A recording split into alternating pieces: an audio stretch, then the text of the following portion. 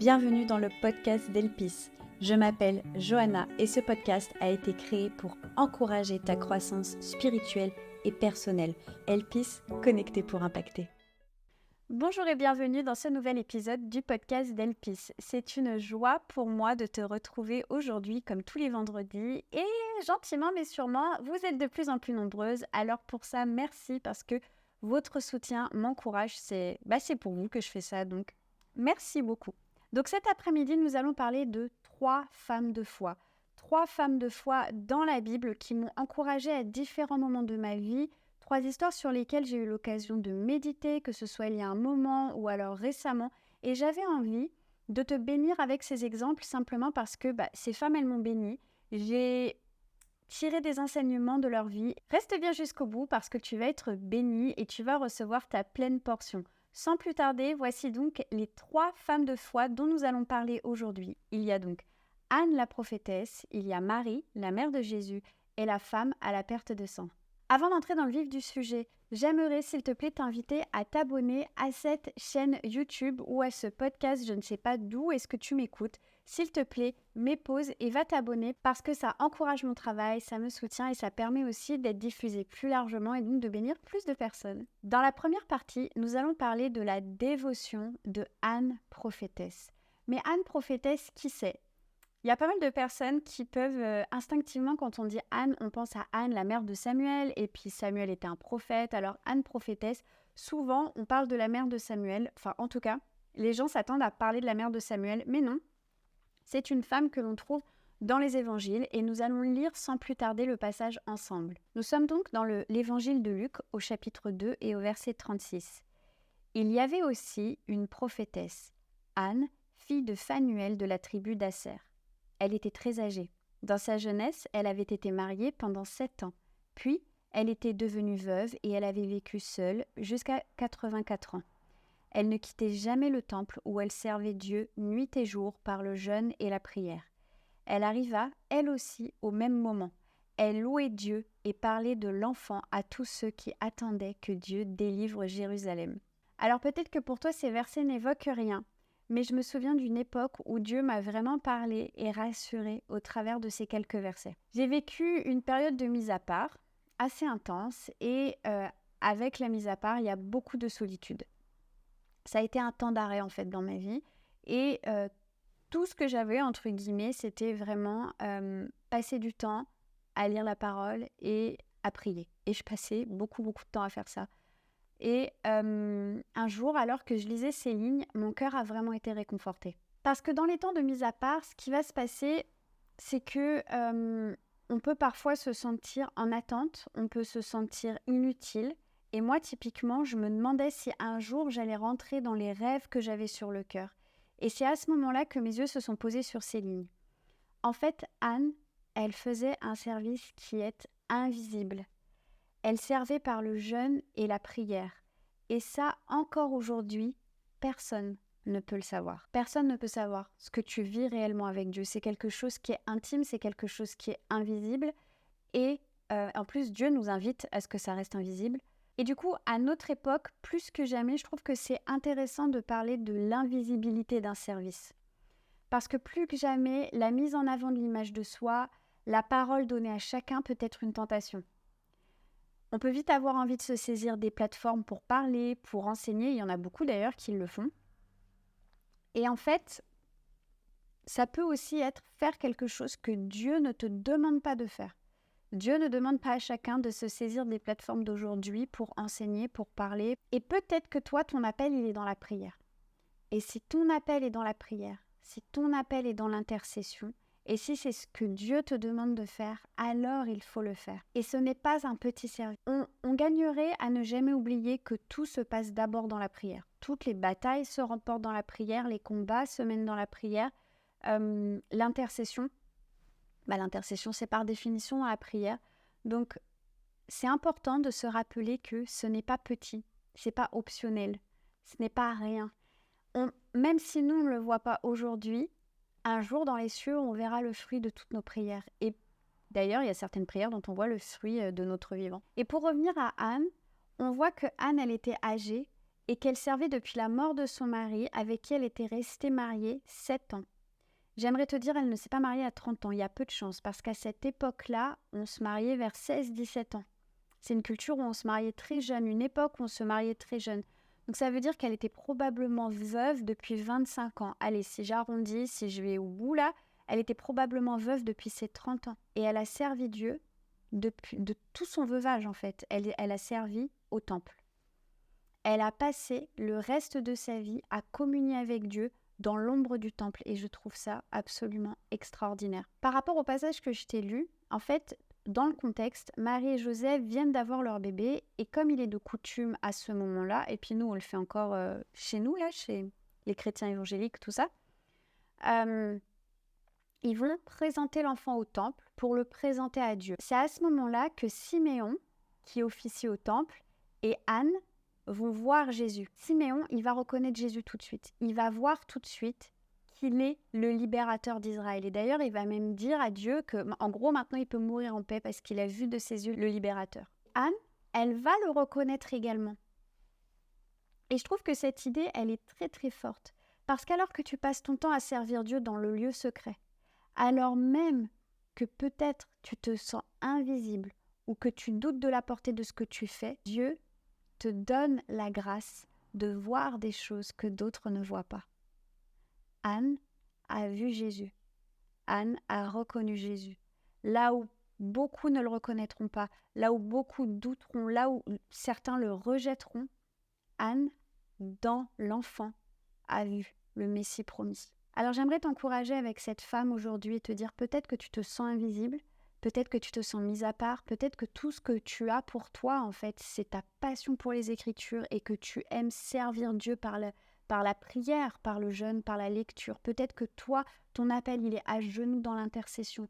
Et des fois, peut-être tu es un petit peu frustré parce que tu as l'impression que ça se voit moins, ou tu sais même pas, en fait. Est-ce que c'est un véritable appel? Oui. Oui. Et oui, c'est un véritable appel. Et exactement comme Anne prophétesse en son temps, Dieu te donne la grâce de voir des choses que d'autres ne voient pas. Notre deuxième point aujourd'hui, c'est notre deuxième femme de foi et c'est Marie. C'est la foi audacieuse de Marie. J'ai beaucoup médité sur Marie il y a 1 an et demi et je me suis dit, mais on gagnerait tellement à étudier la vie de cette femme, à étudier les différentes étapes de son ministère, parce que je crois qu'elle avait un ministère qui était de donner naissance et d'élever quand même le sauveur de l'humanité, voilà. Mais on gagnerait beaucoup parce que y a énormément de souffrance qui est rattachée, malgré tout, à la vie de Marie. Et je pense que s'il y a une femme qui a vraiment vécu le détachement, qui a vraiment vécu je laisse mon fils courir sa course parce que j'ai pas interféré dans ces affaires-là. S'il y a une femme qui est rentrée par la foi dans son ministère, envers et contre toute logique, et alors qu'elle risquait gros, je crois quand même que c'est bien Marie. Donc en fait, Marie, c'est une jeune femme de 16 ou 17 ans et elle va trouver faveur aux yeux de Dieu. Et c'est beau, c'est juste beau. Elle va se retrouver miraculeusement enceinte par l'action du Saint-Esprit. Un ange va lui apparaître et on va aller lire ça dans Luc chapitre 1, versets 26 à 38. 6 mois plus tard, Dieu envoya l'ange Gabriel dans une ville de Galilée appelée Nazareth, chez une jeune fille liée par fiançailles à un homme nommé Joseph, un descendant du roi David. Cette jeune fille s'appelait Marie. L'ange entra chez elle et lui dit « Réjouis-toi, toi à qui Dieu a accordé sa faveur, le Seigneur est avec toi. » Marie fut profondément troublée par ces paroles. Elle se demandait ce que signifiait cette salutation. L'ange lui dit alors « N'aie pas peur, Marie, car Dieu t'a accordé sa faveur. Voici, bientôt, tu seras enceinte et tu mettras au monde un fils. Tu le nommeras Jésus. Il sera grand. Il sera appelé fils du Très-Haut et le Seigneur Dieu lui donnera le trône de David, son ancêtre. Il régnera éternellement sur le peuple issu de Jacob et son règne n'aura pas de fin. » Marie dit à l'ange « Comment cela se fera-t-il puisque je suis vierge ?» L'ange lui répondit « L'Esprit Saint descendra sur toi et la puissance du Très-Haut te couvrira de son ombre. C'est pourquoi le saint enfant qui naîtra de toi sera appelé Fils de Dieu. » Alors Marie répondit « Je suis la servante du Seigneur, que tout ce que tu m'as dit s'accomplisse pour moi. » Et l'ange la quitta. Cette histoire, nous la connaissons tous, du moins même de façon totalement traditionnelle. Même les personnes qui n'ont pas la foi, qui n'ont pas d'éducation religieuse, ont déjà vaguement entendu parler de cette histoire de Marie, de l'ange et du bébé miraculeux. Maintenant, j'aimerais juste qu'on tourne nos yeux sur le contexte. Marie, c'est une jeune femme qui est liée par fiançailles. Le texte nous le dit. Dans cette culture, à cette époque, et d'ailleurs, il y a encore des cultures comme ça, quand on est fiancé, ça équivaut au mariage. On ne fait pas machine arrière. Si tu romps des fiançailles, c'est un big deal, vraiment. Donc là, à cette époque, elle est comme mariée. Donc l'engagement est très sérieux. Et Marie, elle sait qu'elle doit se présenter vierge à sa nuit de noces. Sauf que si elle est enceinte, personne ne va la croire. À commencer par son fiancé, il va pas croire qu'elle est... Il va pas y croire. Voilà, c'est tout. Je te fais pas de dessin, c'est pas possible. Marie, elle n'est pas naïve. Elle est totalement consciente des enjeux autour de cette annonce. Elle est totalement consciente de ce que ça veut dire pour son futur mariage, pour ses fiançailles, de ce que ça veut dire pour le regard des autres, pour la honte, pour tout ça. Donc c'est pas juste une jolie histoire de Noël, c'est pas une anecdote, c'est une situation qui est délicate, c'est une situation qui peut ruiner sa vie et qui peut l'exposer à l'humiliation. Et pourtant, Marie n'hésite pas. On le voit, c'est... Alors Marie répondit, « Je suis la servante du Seigneur, que tout ce que tu m'as dit s'accomplisse pour moi. » Moi, je reste encore... Dieu, des fois, nous demande des choses qui n'ont pas du tout autant d'enjeux et on délaye la chose. J'ai pas le mot français. On reporte la chose, on la repousse, on procrastine. Il n'y a pas un dixième des enjeux qu'il y a dans cette situation. Je vous dis, j'ai beaucoup médité sur cette situation parce qu'elle m'a... Je trouve ça très très fort quand même. Donc Marie, elle va accepter, elle va se soumettre à la volonté de Dieu. Elle répond avec une foi qui est audacieuse. Elle n'a pas peur, elle y va. Elle accepte le rôle unique que Dieu lui confie, et même si cela semble dépasser toute logique humaine. Parce qu'il ne faut pas oublier que le coup du bébé miraculeux, il n'y en a pas eu une femme vierge enceinte, il n'y en a qu'une dans l'histoire. Donc, c'est pas comme si, quand l'ange vient la voir, « Ah bah c'est bon, c'est déjà arrivé, je sais que ça va bien se passer. » Elle n'a aucune idée de ce qui va se passer. Et l'encouragement pour toi aujourd'hui, j'ai envie de te dire que ta foi ne te sera jamais retirée. L'Épître aux Hébreux nous dit que la foi de nos patriarches a été portée à leur crédit. C'est très fort ça quand même. Donc ta foi, elle est portée à ton crédit. Dieu ne pourra jamais t'en vouloir d'avoir fait preuve de foi sur sa parole. Donc même si tu prends des décisions qui peuvent défier toute logique, même si en ce moment tu te sens peut-être exposé au rire, au jugement, mais que tu sais que c'est la direction de Dieu pour toi, alors je t'encourage, sois audacieuse comme Marie. Et surtout, garde ton cœur plus que toute autre chose, parce que ce qui a fait que Marie a trouvé grâce aux yeux de Dieu, c'est la pureté de son cœur. Marie, elle était pécheresse, comme toi, comme moi, mais elle avait un cœur suffisamment pur pour que Dieu la remarque et qu'elle trouve faveur aux yeux de Dieu. Notre troisième femme de foi aujourd'hui, la femme à la perte de sang. Alors ça aussi, pareil, ces derniers temps, ça a été une grande méditation. Pareil, c'est une histoire que l'on connaît bien, qu'on a souvent entendue. Et donc, il s'agit d'une femme qui souffrait d'hémorragie depuis 12 ans. Donc, hémorragie utérine. En gros, elle avait ses règles depuis 12 années. Sauf que, selon la loi juive, une femme menstruée, donc une femme qui avait ses règles, pendant ses règles, elle était considérée comme impure, donc elle devait se tenir en dehors du camp, ou en tout cas, elle était obligée de se mettre à part parce qu'elle était considérée comme impure. Cette femme, elle était probablement usée physiquement, usée dans sa santé, on va lire ensemble, mais elle avait dépensé plein d'argent, pour aller voir des médecins, donc elle était usée financièrement, elle était usée dans sa santé et en plus, elle était isolée. Donc, c'est une histoire, pareil, quand on prend le contexte, on prend aussi la mesure et la portée de l'action qu'elle va mener ce jour-là. Lisons ensemble dans Luc 8, des versets 42 à 48. « Or, il y avait une femme qui souffrait d'hémorragie depuis 12 ans. Elle avait dépensé tout son bien chez les médecins, mais aucun n'avait pu la guérir. Elle s'approcha par derrière et toucha le bord du vêtement de Jésus. Son hémorragie s'arrêta immédiatement. Jésus dit « Qui m'a touché ?»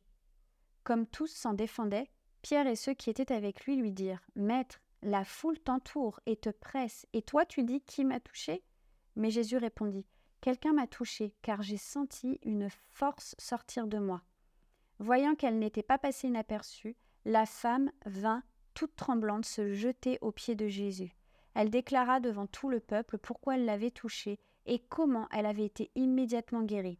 Alors il lui dit « Ma fille, prends courage, ta foi t'a sauvée, pars en paix. » Ce qui m'a interpellée ces dernières semaines sur ce passage, c'est la surface de contact, le contact même, qu'il a fallu pour que le miracle prenne place.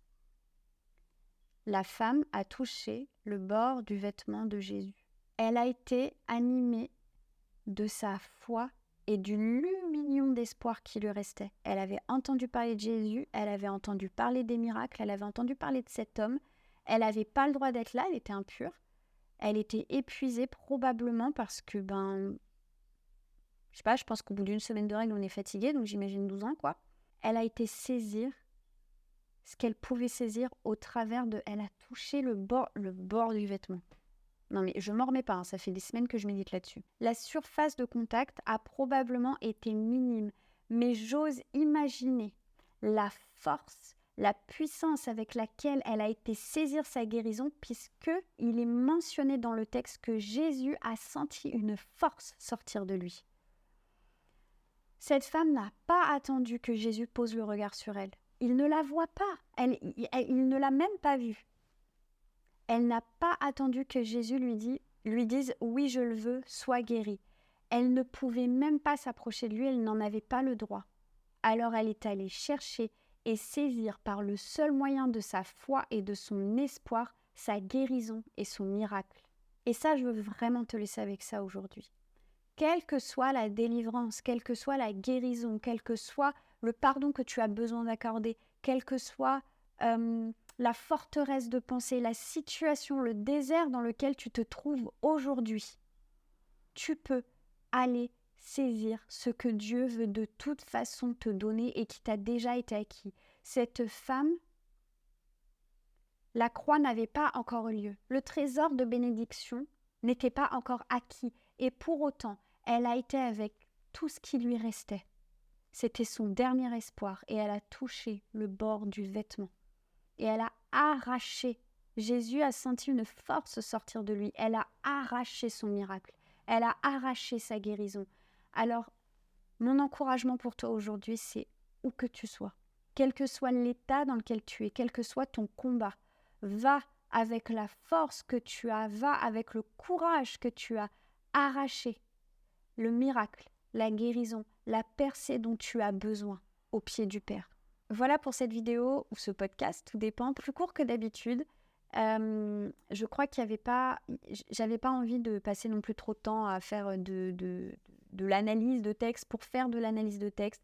Je voulais juste vraiment te laisser avec la dévotion de Anne. Encore une fois, ton service n'est pas invisible. Et si tu as l'impression d'être invisible, n'oublie pas que tu es l'ami de Dieu et que lui a le regard sur toi et qu'il te confie des choses dans tes temps de prière et d'intercession qu'il ne confie pas à ceux qui n'ont pas cet appel-là. Par rapport à Marie, j'aimerais t'encourager à avoir une foi qui est audacieuse, à ne pas avoir peur du regard des autres, du qu'en dira-t-on, à ne pas avoir peur d'être exposée. À ma hauteur, à mon échelle, quand j'ai commencé à faire ces vidéos, quand j'ai commencé sur Instagram, tout ça, je me suis sentie exposée, j'ai eu peur du jugement, du regard et tout ça. Et ça n'a pas été facile, mais je me suis dit, je sais que c'est ce que Dieu veut que je fasse. Alors je l'ai fait. Je n'ai pas la prétention de me mettre à la hauteur de Marie, mais juste pour te dire que parfois, la honte, ce qu'on peut vivre comme de l'humiliation, ce qu'on peut vivre comme une situation qui nous expose, ça peut prendre différents visages d'une personne à une autre. Alors sois audacieuse comme Marie et cours vraiment vers le but que Dieu t'a fixé. Et pour finir, je reviens donc avec la femme à la perte de sang. Peut-être que tu es dans une situation aujourd'hui où il te reste qu'un lumignon d'espoir, qu'un lumignon de foi. Avec ce lumignon et la force qu'il te donne, va saisir ce que Dieu veut de toute façon te donner et qu'il t'a déjà donné à la croix. Je te dis à la semaine prochaine. Ciao, ciao. Merci d'avoir écouté ce podcast jusqu'au bout. Je suis sûre qu'il t'aura parlé. Alors, pour aller plus loin, je t'encourage à cliquer dans le lien juste en dessous afin de rejoindre notre communauté de femmes inspirées et inspirantes. Tu recevras tous les lundis matins un mail qui va encourager ta foi. En attendant, passe une magnifique journée. Bye!